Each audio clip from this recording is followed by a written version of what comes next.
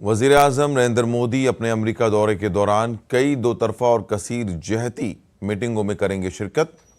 वज़ारत ख़ारजा ने कहा वज़ीर आज़म 6वीं क्वाड समिट में भी करेंगे शिरकत। अक़वाम मुत्तहिदा जनरल असम्बली में मुस्तक़बिल से मुताल्लिक़ सरबराह कॉन्फ्रेंस से करेंगे खिताब। कारोबार और सनअतकारों के साथ करेंगे बातचीत।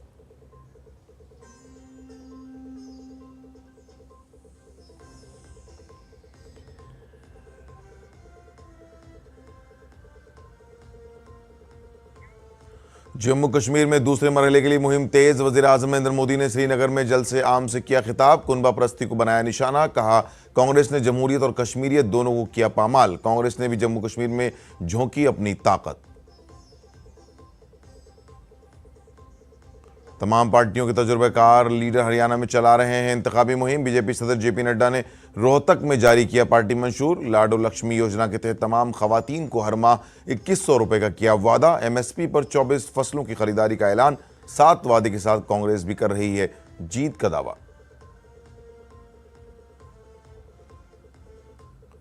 नायब सदर जगदीप धनखड़ ने बैरून मुल्क जाकर मुल्क पर तनकीद करने वालों को बनाया निशाना। पार्लियामेंट हाउस कॉम्प्लेक्स में कनक्लेव से किया खिताब। कहा भारतीय शहरी बैरून मुल्क में अपने मुल्क का होता है सफीर, लेकिन कुछ लोग अमेरिका में देते हैं मनफी बयान।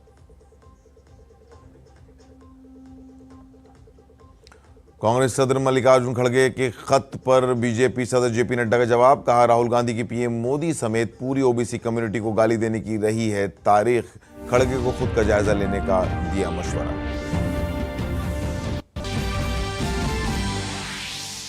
भारत और बांग्लादेश के दरमियान सीरीज का पहला टेस्ट आज से चेन्नई में शुरू। खराब आगाज के बाद संभल गई भारतीय इनिंग्स।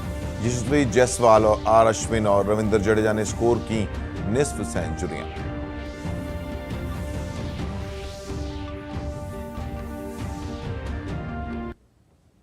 आदाब नाज़रीन, खास खबरों में आपका इस्तकबाल है। मैं हूं अब्दुल्ला। अब खबरें तफसील से। वज़ीर आज़म नरेंद्र मोदी 21 से 23 सितंबर तक अमेरिका के दौरे पर होंगे। अपने दौरे के बारे में मालूमात देते हुए खारजा सेक्रेटरी विक्रम मिस्री ने कहा कि इस दौरे के दौरान वज़ीर आज़म गैर मुल्की शराकतदारों, NRIs और सनअत की कई रहनुमाओं से मुलाकात करेंगे। Prime Minister will be visiting the US from the 21st to the 23rd of September.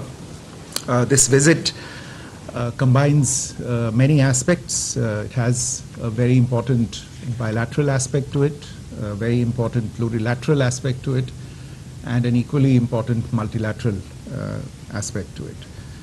There will be interaction with a variety of foreign partners at the level of the Prime Minister. There will be interaction with the large Indian diaspora in the US, and there will be engagement with a host of business and industry leaders amongst others. वज़ीर आज़म मोदी 21 सितंबर को quad चोटी conference में भी शिरकत करेंगे, जहां वो आलमी चैलेंजों पर रुकन ममालिक के साथ बातचीत करेंगे। क्वाड समिट में हिंदुस्तान और अमेरिका जामे आलमी स्ट्रेटेजिक शराकतदारी का भी जायजा लेंगे। The Quad has a very full and substantive agenda on this occasion as well. I'll not preempt the leaders' declaration, which will issue at the end of the summit. I would only point out that the Quad's constructive agenda continues to develop. We continue to work on development priorities in the Indo-Pacific, in implementing sustainable development goals, delivering public goods, strong focus on peace, prosperity and stability in the Indo-Pacific region. Our agenda covers health security, climate change, critical and emerging technologies, HADR infrastructure, connectivity, maritime security and counterterrorism. And therefore this upcoming visit offers us, the Quad leaders, the opportunity to review progress achieved in the last 1 year and set the agenda for the next year. वज़ीर आज़म नरेंद्र मोदी ने आज श्रीनगर में एक इंतखाबी rally से खिताब किया। इस दौरान उन्होंने कांग्रेस, NC और PDP के तीनों खानदानों पर जम्मू कश्मीर को बर्बाद करने का इल्जाम लगाया। पीएम ने कहा कि नौजवान स्कूल और कॉलेज से बाहर थे और 3 खानदानों के लोग उन्हें पत्थर देकर खुश हुए।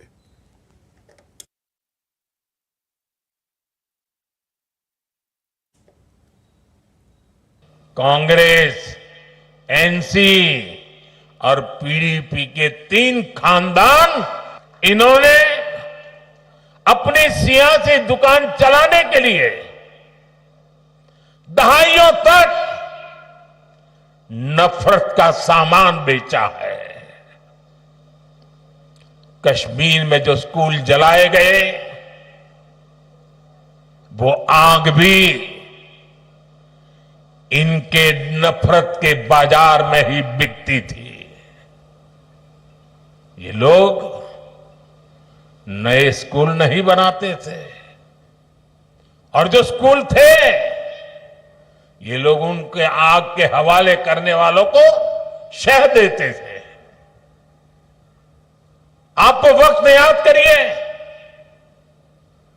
जो स्कूल कॉलेज बच गए, वहां भी कई कई महीनों तक पढ़ाई नहीं हो पाती थी। हमारे नौजवान स्कूल कॉलेज से बाहर थे, पढ़ाई से दूर थे और ये 3 खानदान उनके हाथों में पत्थर थमाकर खुश रहते थे। वजीर आजम ने कहा कि 3 खानदानों के हाथों एक और नस्ल तबाह नहीं होने देंगे। उन्होंने कहा कि वो जम्मू कश्मीर में अमन की बहाली के लिए पूरे इखलास के साथ काम कर रहे हैं। उन्होंने कहा कि आज स्कूलों में आग लगने की कोई इत्तला नहीं है, बल्कि नए स्कूल, नए college, AIIMS, medical college, IIT की तामीर की इत्तलात हैं।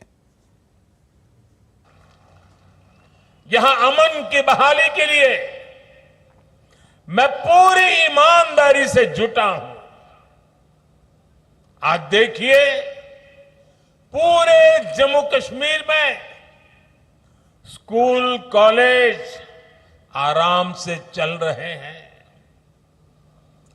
बच्चों के हाथ में पत्थर नहीं, बल्कि पेन है, किताबें हैं, लैपटॉप है। आज स्कूलों में आग लगने की खबरें नहीं आती। आज यहां नए स्कूल, नए college, AIIMS, medical college, IIT, ये बनने की खबरें आ रही है। वजीर आजम ने कहा कि बीजेपी सबको जोड़ रही है। उसने दिल और दहली के दरमियान के फासले को खत्म किया है। कश्मीरियत को सींचने में, उसको आगे बनाने में हमारे कश्मीरी पंडितों की बहुत बड़ी भूमिका रही है। लेकिन 3 खानदानों की खुदगर्ज सियासत ने कश्मीरी हिंदुओं को भी अपने घर से बेघर कर दिया। हमारे सिख परिवारों पर जुल्म हुए। ये 3 खानदान, उनके लोग यहां कश्मीरी हिंदुओं पर होने वाले, हमारे कश्मीरी सिख भाई बहनों पर होने वाले हर जुल्म के भागीदार बने रहे। कांग्रेस, एनसी, पीडीपी ने सिर पर सिर्फ बंटवारा किया, लेकिन बीजेपी सबको जोड़ रही है। हम दिल और दिल्ली की दूरी मिटा रहे हैं।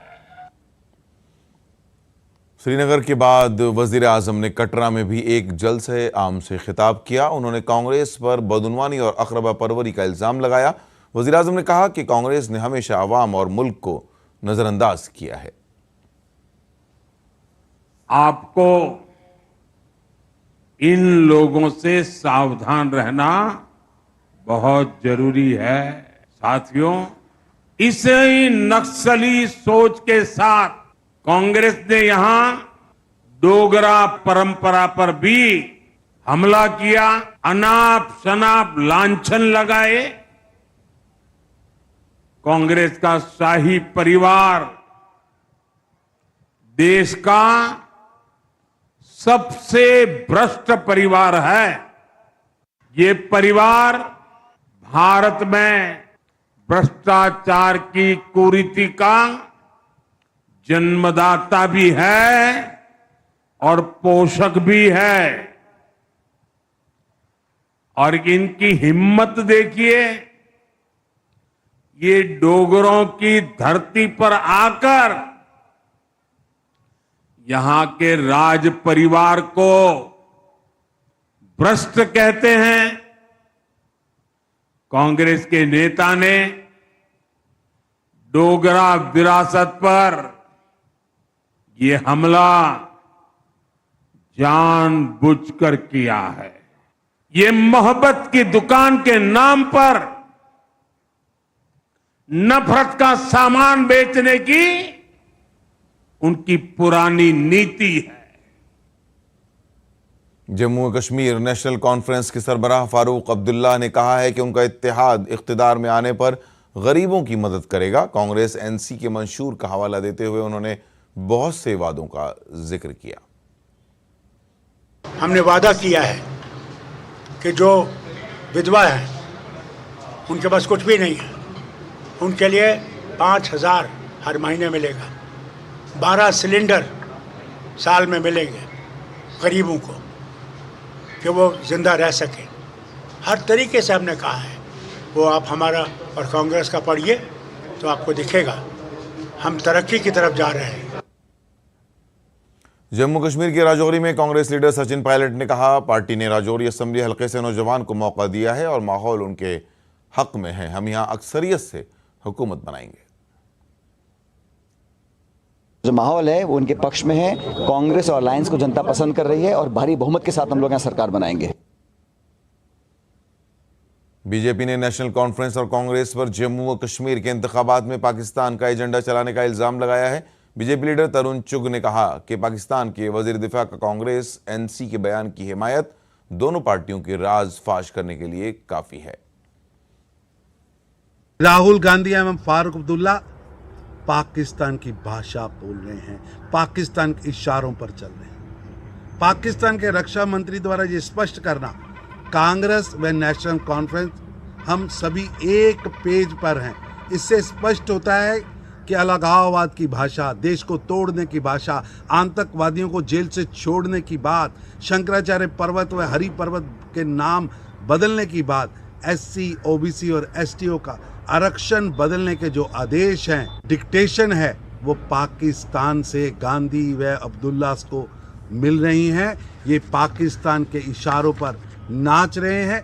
पाकिस्तान धारा 370 व 35 से वापस लेने के एजेंडे को राहुल गांधी व फारूक अब्दुल्ला जम्मू कश्मीर में आगे बढ़ा रहे हैं।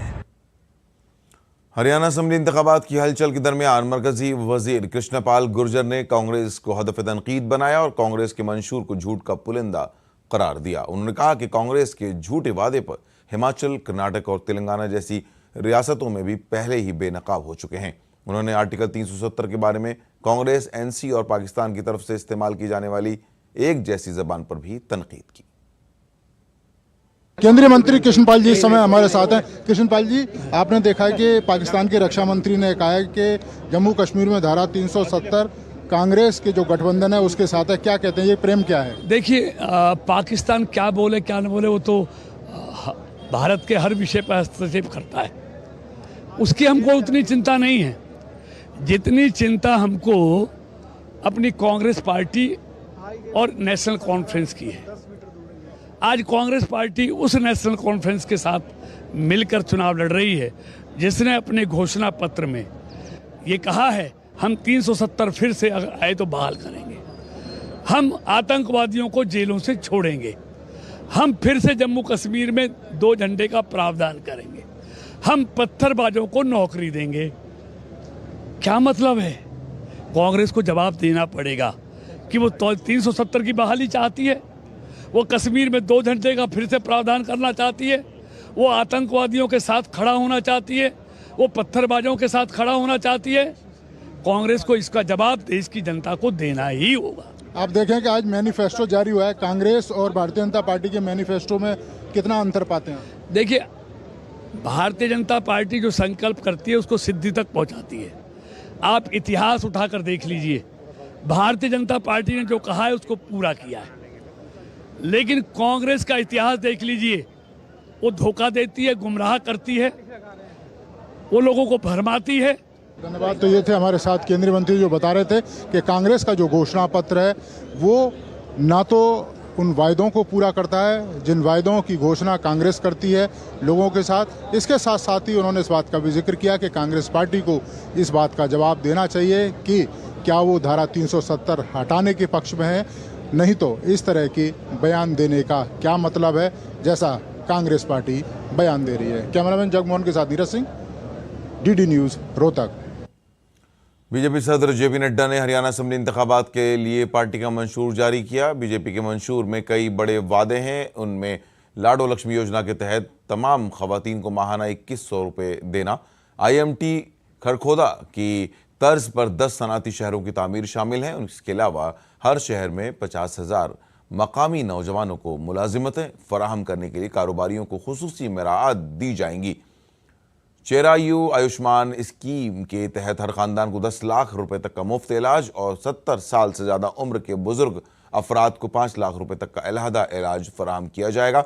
इसके अलावा तमाम 24 फसलों की कम से कम इमदादी कीमत पर ख़रीदारी जारी रखना, 2 लाख नौजवानों को बगैर किसी पर्ची और बगैर किसी खर्च के सरकारी मुलाजिमतों की ज़मानत, 5 लाख नौजवानों के लिए रोज़गार के दीगर मौक़े और नेशनल अप्रेंटिसशिप प्रमोशन स्कीम से माहाना वजीफा।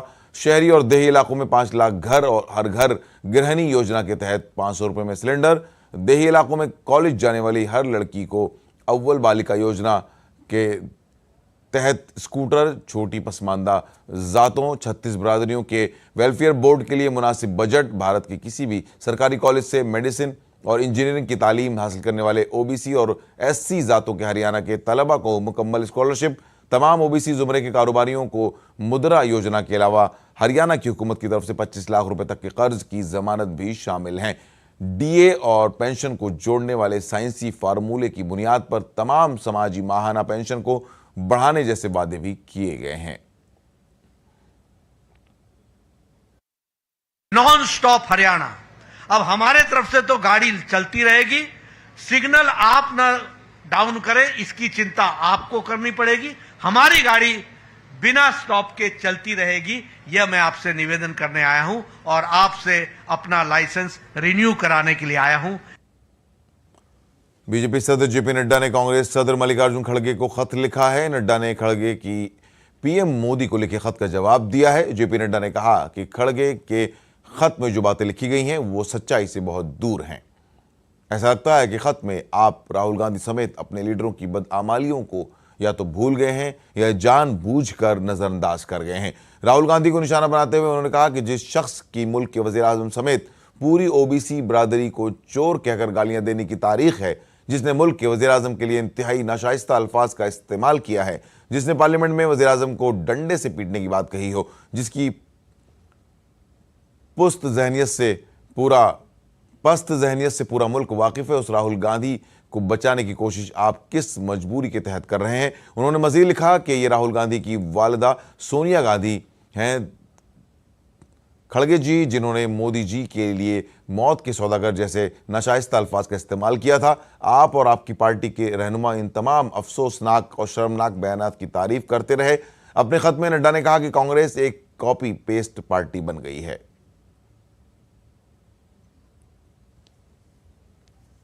सदर जमहूरिया द्रौपदी मुर्मू मध्य प्रदेश के 2 रोज़ा दौरे पर हैं, जहां सदर जमहूरिया द्रौपदी मुर्मू ने आज मध्य प्रदेश के उज्जैन में स्वच्छता मित्रों को असनाद तकसीम की। इस दौरान उन्होंने इंदौर उज्जैन 6 लेन सड़क की तामीर का भूमि पूजन किया, जिसकी लागत 1692 करोड़ रुपए है। इस प्रोग्राम में गवर्नर मंगूभाई पटेल और वजीर आला मोहन यादव मौजूद रहे। इस दौरान सदर जमहूरिया द्रौपदी मुर्मू ने कहा कि इंदौर ने 7 बार साफ सुथरे शहर होने का रिकॉर्ड हासिल किया है। यह हुकूमत और माशरे की अहम जिम्मेदारी है कि वो सफाई मित्रों की हिफाजत, वक़ार और फलाह बहबूद को यकीनी बनाए।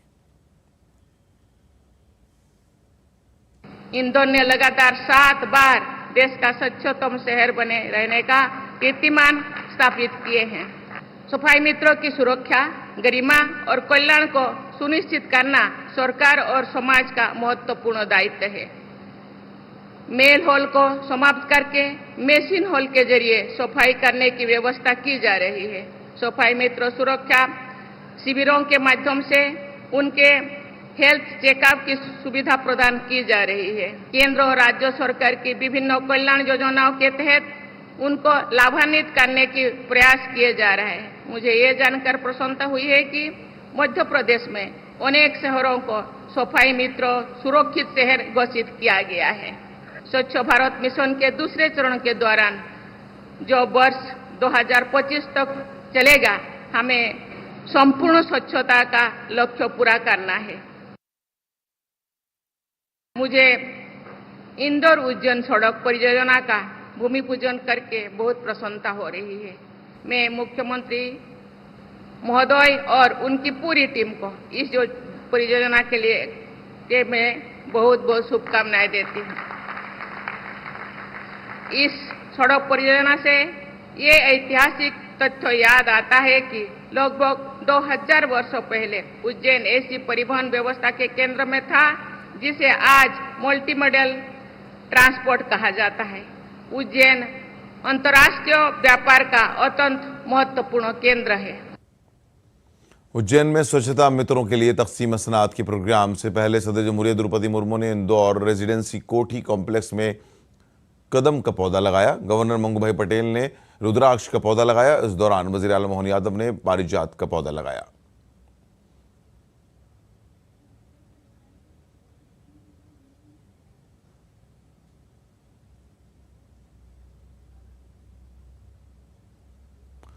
संसद टीवी के 3 साल मुकम्मल होने पर आज पार्लियामेंट हाउस कॉम्प्लेक्स में एक कॉन्फ्रेंस का इनेकाद किया गया। इस प्रोग्राम में नायब सदर जमहूरिया जगदीप धनखड़ ने बतौर मेहमान खुसूसी शिरकत की। प्रोग्राम से खिताब करते हुए नायब सदर जमहूरिया ने कहा कि भारत डिजिटल सेक्टर में तेजी से तरक्की कर रहा है। उन्होंने ये भी कहा कि मीडिया की तरजीह आम लोगों तक दुरुस्त खबरें पहुंचाना होनी चाहिए और संसद टीवी ये काम बखूबी कर रहा है। Look at the appreciation the world holds for us in digitization. But are we, as a media house, serious about it? Are we proud of our accomplishments? I would say we need to revisit our thoughts. Development is not the agenda of our news. Development is not on the radar. Giving the nation a rare status of being in the world 50% consumer of direct transfers. That is our Bharat. The world has to know about it. The world has to know about it from authentic platform. Sunset TV is one. नायब सदर जमहूरिया ने कहा कि आज देही सलाहियतें हर शोबे में आगे बढ़ रही हैं, लेकिन कुछ लोग अमेरिका में भारत के खिलाफ मनफी बयान दे रहे हैं। Rural talent showing explosively in various positions, including in government assignments and civil services. We have someone in the US floating a narrative. IITs and IIMs, only the upper class is admitted. I have no doubt in using an expression, they are in fool's paradise. They have forgotten India has changed. The privileged pedigree in this country is not there now. Everyone is accountable to rule of law. The big change is for the nation. The big change is for ordinary people. The big change is for our youth. Prasar Bharati के CEO Gaurav Dwivedi ने कहा है कि public broadcaster के तौर पर आवाम को मुस्तनद खबरें और मालूमात फराहम करना दूरदर्शन और रेडियो की आईनी जिम्मेदारी है। संसद टीवी के 3 साल मुकम्मल होने के मौके पर मुनक़िदा संसद टीवी कॉन्क्लेव में जमहूरियत में मीडिया और पब्लिक ब्रॉडकास्टर के किरदार पर मुनक़िदा सेशन में प्रसार भारती के CEO ने कहा कि आज दूसरे चैनल भी कहते हैं कि दूरदर्शन और ऑल इंडिया रेडियो मुस्तनद है और सच्ची खबरें दिखाते हैं। उन्होंने कहा कि चैनलों के दरमियान मुकाबले में ब्रेकिंग न्यूज़ की दौड़ लगी हुई है, इसलिए दूरदर्शन और ऑल इंडिया रेडियो की तवज्जो जल्द से जल्द खबर नशर करने पर तो है ही, लेकिन खबरों की सदाकत और सच्चाई को जांचने के बाद ही उन्हें नशर किया जाता है। लोगों तक सही खबर, सही जानकारी विश्वसनीय रूप से, सही रूप से हम प्रस्तुत करें। तो ये केवल हमारा एक ऑर्गेनाइजेशनल दायित्व नहीं है, this is also parliamentary mandate that we are following, which makes us extremely conscious of the fact कि हमसे कभी किसी प्रकार की कोई गलती ना हो। उस लिहाज से अगर कहीं कोई ये कहे कि दूरदर्शन पर खबर आने में या आकाशवाणी पर खबर आने में थोड़ी देर हो गई, तो उसको भी हम लोग एक चैलेंज के तौर पर लेते हैं। कोशिश करते हैं कि वो जो एक अंतराल है उसको हम किस तरीके से स्क्वीज़ करके कम से कम कर सकें, लेकिन जब तक उसको हम प्रामाणिक स्रोत से उसको वेरीफाई ना कर लें तब तक हम उस खबर को नहीं चलाएंगे। भारत और बांग्लादेश के दरमियान सीरीज का पहला टेस्ट आज से चेन्नई में शुरू हो गया है। बांग्लादेश ने टॉस जीतकर पहले गेंदबाजी करने का फैसला किया। खराब आगाज के बाद भारतीय इनिंग्स संभल गई। आज का खेल खत्म होने पर भारत ने 6 विकेट पर 339 रन बना लिए हैं। भारत के लिए यशस्वी जायसवाल, आर अश्विन और रविंद्र जडेजा ने निस्फ सेंचुरियां स्कोर की। नाजरीन, खबरनामे में फिलहाल इतना ही। इजाजत दीजिए। आदाब।